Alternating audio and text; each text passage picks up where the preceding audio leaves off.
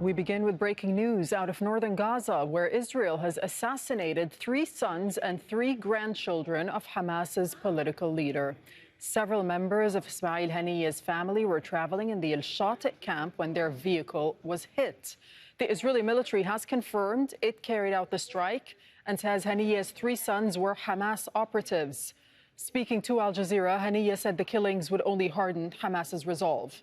He also said it would not affect the group's demands in ceasefire negotiations.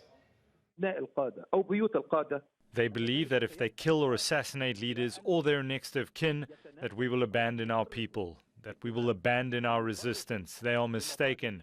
This noble blood that is spilled, including my own children, will harden our resolve, make us more defiant, more adamant to continue to march on this road, the road of struggle and resistance until we win our freedom and the lawful rights of the Palestinian peoples are restored. All right, we'll cross over to Gaza and speak to our correspondent, Hani Mahmoud, who has the very latest for us. So, Hani, what more do we know about what happened?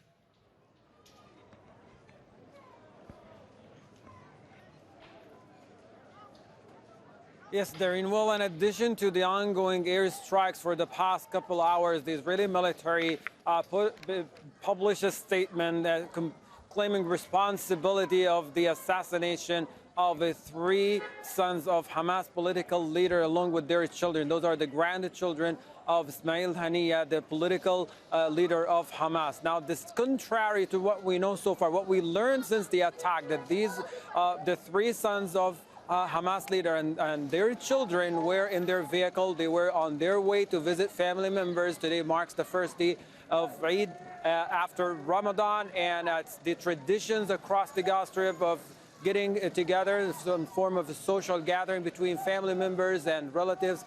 When the attack happened that it struck their vehicle, at least 2 missiles were fired by a drone, and paramedics and civil defense crew on the ground describe horrific scene at the moment. They were pulling out bodies from the car that looked pretty much incinerated, and the bodies inside the car were also incinerated. The statement published by the Israeli military, a joint statement between the Israeli military and the internal security, talk about that they were targeted in the central area of the Gaza Strip.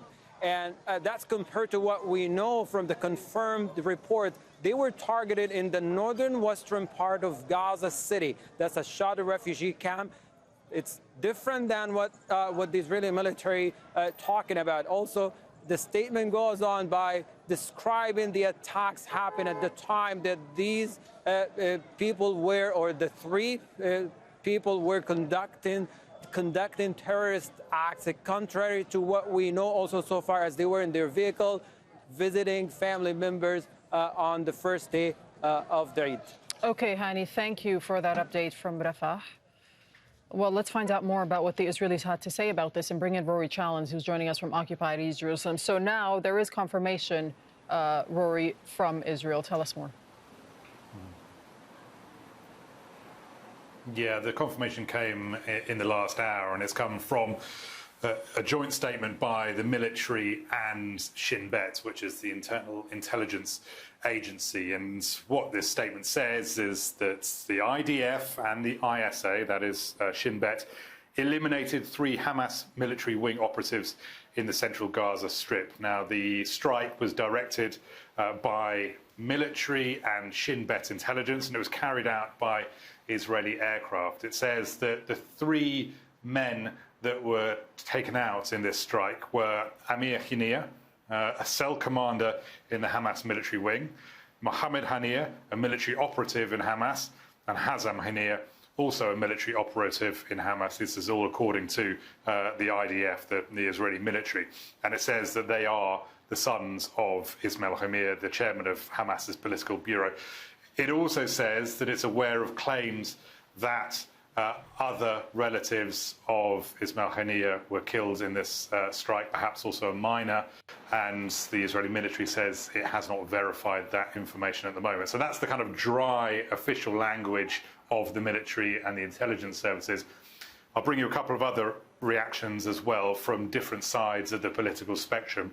First of all, we've got Yair Golan, who is a military man, a former military man, the former Israeli military deputy chief of staff, but is critical of the government at the moment. He says that however justified and appropriate this strike may be, it points to a lack of political wisdom in regards to the timing chosen. Carrying out such dramatic actions on the eve of a possible deal for the release of the abductees constitutes another serious layer in their lawlessness. By that he means the government.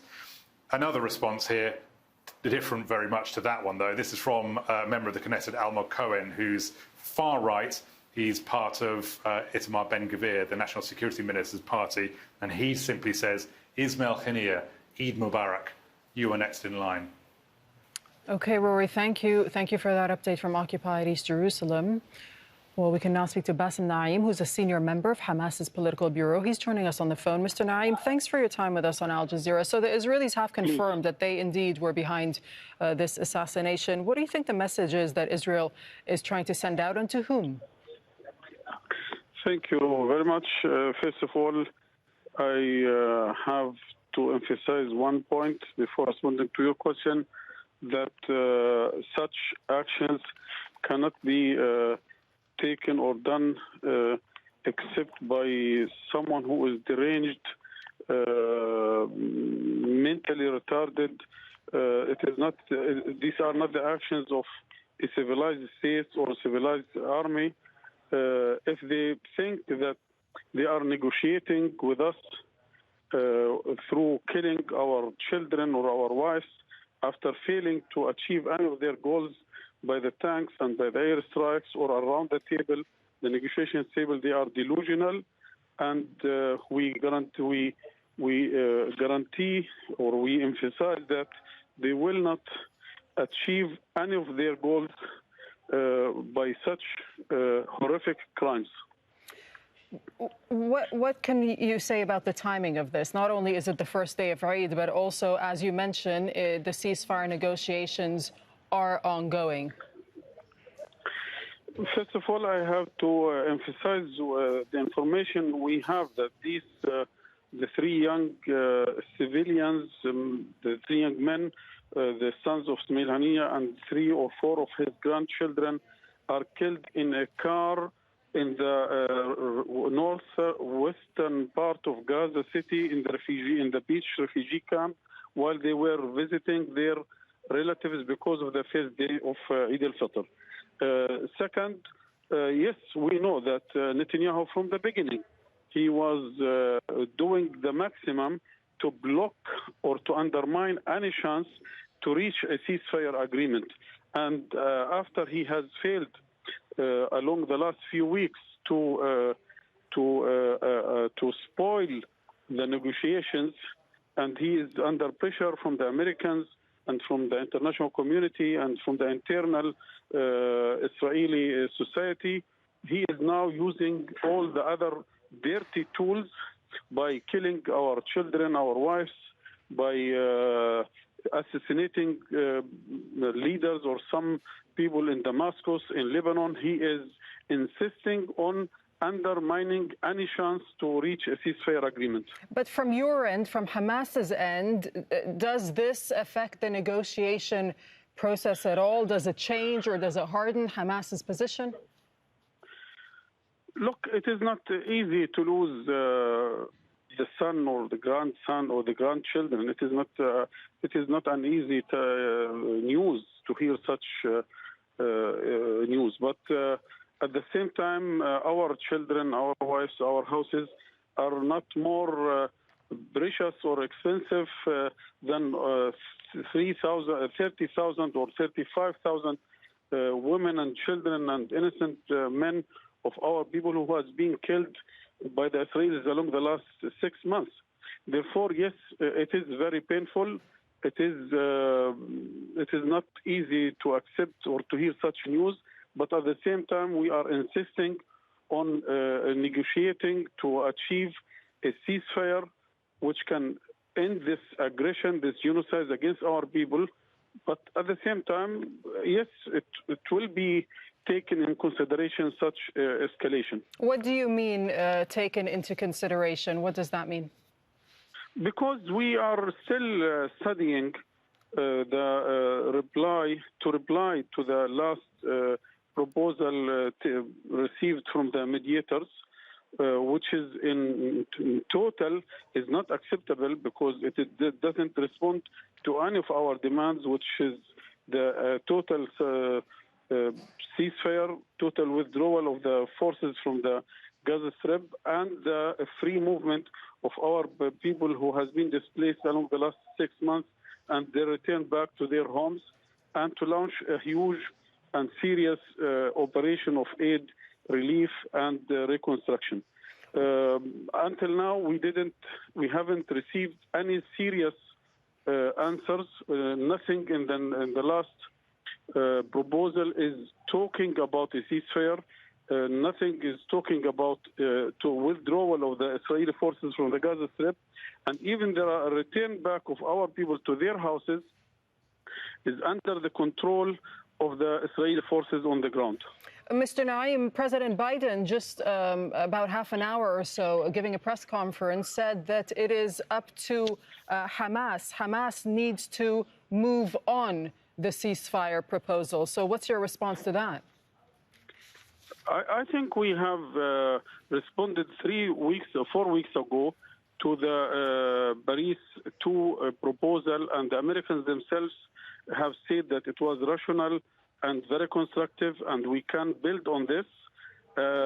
Unfortunately, what we have received as a response from the Israelis, again, it doesn't respond to the main demands of the movement, which is looking for a permanent, sustainable ceasefire and for the total withdrawal of the Israeli forces. We cannot accept to sign by our own hands the re-occupation of the Gaza Strip and to keep 2 million Palestinians displaced from their houses, and to keep our people under the threat of relaunching again the aggression after ending the temporary pause or a temporary ceasefire. Because what they have presented to us now is talking only about a temporary ceasefire or a temporary pause, which means that the Israelis have the right after the end of these days to relaunch their aggression again. I think no Palestinian can accept such a deal. Okay, just a final question for you. And so where do things stand right now with the ceasefire negotiations? Again, as I said, we are now studying the last proposal. We will reply to this proposal in details after consultation in the leadership.